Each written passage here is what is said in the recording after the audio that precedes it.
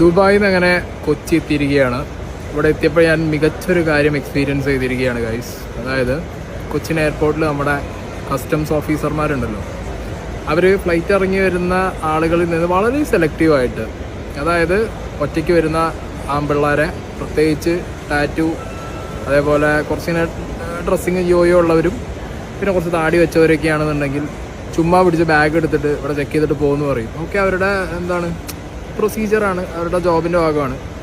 ഈ ഫാമിലി ആയിട്ട് വരുന്നവർ ഇത് നമ്മൾ കാണുന്നത് എന്താണ്, ഈ സ്വർണം കൊണ്ടുവരുന്നതും ബാക്കി പരിപാടികളൊക്കെ കാണിക്കുന്നതിന് ഇപ്പോൾ പട്ടികളെയും കുട്ടികളെയും പെണ്ണുങ്ങളടക്കം ഫാമിലി ആയിട്ടൊക്കെയാണ് ഈ സാധനം ഇവിടെ ഇപ്പോൾ ചെയ്തുകൊണ്ടിരിക്കുന്നത്.